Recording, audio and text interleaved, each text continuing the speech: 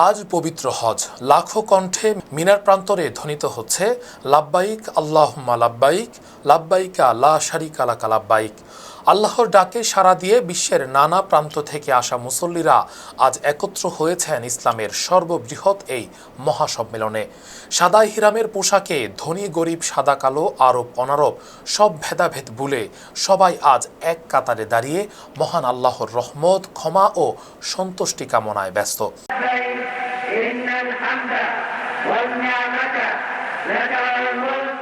গতকাল থেকেই হজের আনুষ্ঠানিক কার্যক্রম শুরু হয়েছে। পবিত্র মক্কা থেকে প্রায় ৮ কিলোমিটার দূরের তাবুর নগরী মিনায় অবস্থান নেন লাখো হজযাত্রী। সেখানে রাত যাপন ও ইবাদত বন্দিগির পর আজ মঙ্গলবার ফজরের নামাজ আদায় করে তারা রওনা হয়েছেন আরাফাতের ময়দানের উদ্দেশ্যে। ইসলামের ৫টি স্তম্ভের অন্যতম হজের গুরুত্বপূর্ণ ফরজ হল আরাফাতে অবস্থান করা। হাদিসে এসেছে, হজ হলো আরাফা। আরাফাতের সেই ঐতিহাসিক ময়দানেই মহানবী হজরত মুহাম্মদ সাল্লাল্লাহু আলাইহি ওয়াসাল্লাম প্রায় ১৪০০ বছর আগে বিদায় হজের ভাষণ প্রদান করেছিলেন। আজও সেই ময়দানে অশ্রুসিক্ত নয়নে হাজিরা আল্লাহর কাছে নিজেদের জীবনের গুনাহ, অপরাধ ও ভুল ত্রুটির জন্য ক্ষমা প্রার্থনা করছেন। পরিবার, আত্মীয় স্বজন, প্রতিবেশী, দেশ ও সমগ্র মুসলিম উম্মাহর শান্তি, নিরাপত্তা ও কল্যাণ কামনায় দোয়া করছেন তারা।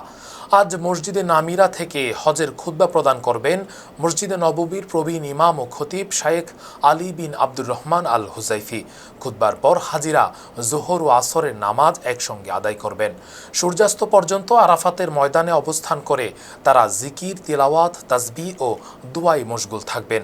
হাদিসে বর্ণিত হয়েছে, আরাফাতের দিনে দোয়া অত্যন্ত গুরুত্বপূর্ণ। এই দিনে আল্লাহ তাআলা অসংখ্য বান্দাকে জাহান্নাম থেকে মুক্তি দেন এবং হাজিদের গুনাহ মাফ করে তাদের নিষ্পাপ ঘোষণা করেন। তাই আজকের দিনটি মুসলিম উম্মাহর কাছে ক্ষমা ও মুক্তির দিন হিসেবেও বিশেষ মর্যাদাপূর্ণ। সূর্যাস্তের পর হাজিরা আরাফাত থেকে প্রায় ১০ কিলোমিটার দূরের মুজদালিফার উদ্দেশ্যে রওনা হবেন। খোলা আকাশের নিচে সেখানে রাত যাপন করা ওয়াজিব। মাগরিব ও ইশার নামাজ একসঙ্গে আদায় করার পর তারা রাত কাটাবেন ইবাদত ও দোয়ায়।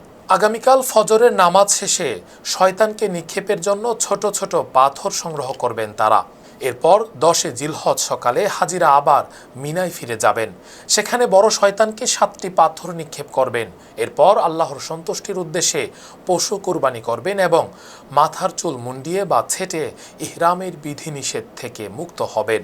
পরে তারা মক্কায় গিয়ে পবিত্র কাবা শরীফ তাওয়াফ করবেন এবং সাফা মারওয়ার মাঝে সাই সম্পন্ন করবেন। হজের প্রতিটি আনুষ্ঠানিকতার মাঝেই রয়েছে হজরত ইব্রাহিম আলাইহিসসালাম, হজরত হাজেরা আলাইহাসসালাম, হজরত ইসমাইল আলাইহিসসালামের ত্যাগ, আনুগত্য ও আল্লাহর প্রতি অবিচল বিশ্বাসের স্মৃতি। মিনায় শয়তানকে পাথর নিক্ষেপ মানুষের অন্তরের কুপ্রবৃত্তি ও শয়তানের প্ররোচনার বিরুদ্ধে প্রতীকী সংগ্রামের শিক্ষা দেয়, আর কুরবানির স্মরণ করিয়ে দেয় আল্লাহর আদেশের সামনে নিঃশর্ত আত্মসমর্পণের মহান দৃষ্টান্ত।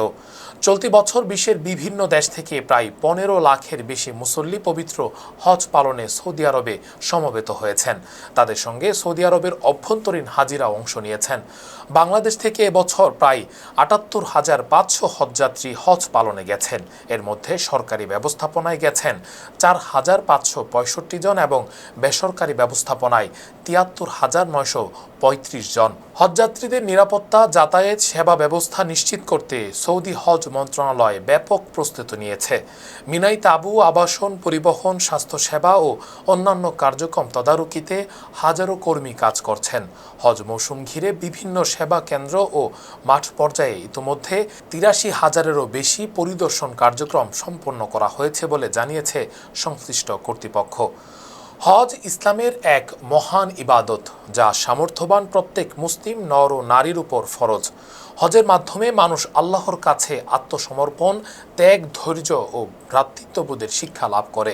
হাদিসে রাসূল সাল্লাল্লাহু আলাইহি ওয়াসাল্লাম বলেছেন, যে ব্যক্তি আল্লাহর সন্তুষ্টির জন্য হজ করে এবং অশ্লীলতা ও গুনাহ থেকে বেঁচে থাকে, সে নবজাতক শিশুর মতো নিষ্পাপ হয়ে ফিরে।